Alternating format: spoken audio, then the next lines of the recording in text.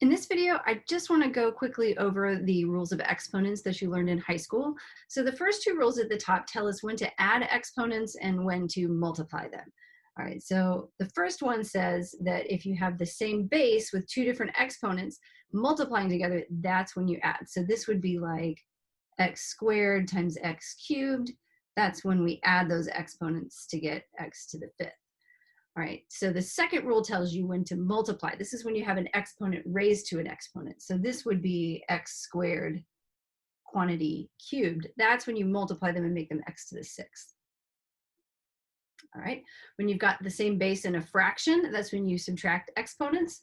So if you have, let's say, y to the sixth over y squared, same base, we would subtract those exponents and get y to the fourth.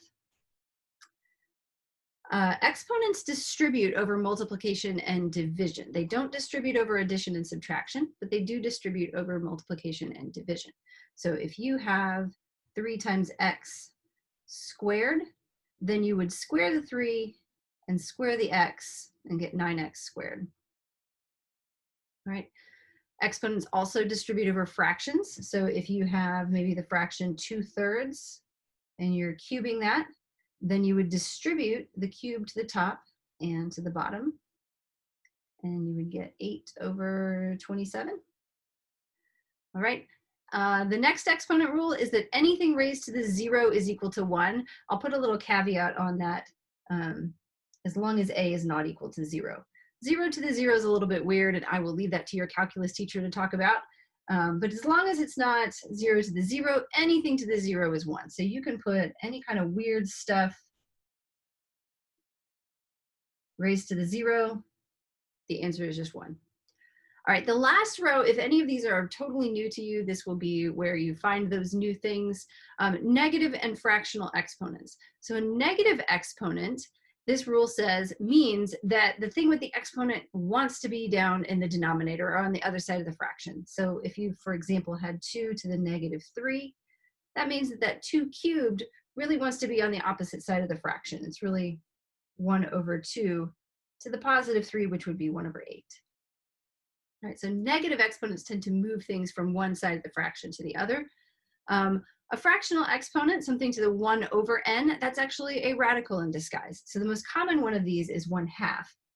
X to the 1/2, that's going to be the square root of x. Normally we don't write that little 2 that's in the crook there, but we understand that it's there, so I'm going to leave that out. Likewise, if I have, y to the 1/3, that's really a cube root of y. This is the reason your calculator doesn't have higher root buttons very easily accessible. It's assuming that by the time you want to take the cube root and the 4th root and the 5th root of things, you know this exponent rule and can just accomplish it with an exponent. All right, so our last rule is if there's a numerator in that fractional exponent, then that numerator goes inside the radical as an exponent. Okay, so if we have x to the 2/5, okay, this means this is going to be the 5th root of x squared. Okay, so whatever the denominator is, that tells you what kind of root it is. The number in the numerator tells you what that exponent is on the inside. So we're going to be using these exponent rules a lot. So if they're unfamiliar to you, go ahead and write these down and have them on hand on a sheet of paper so you can reference it.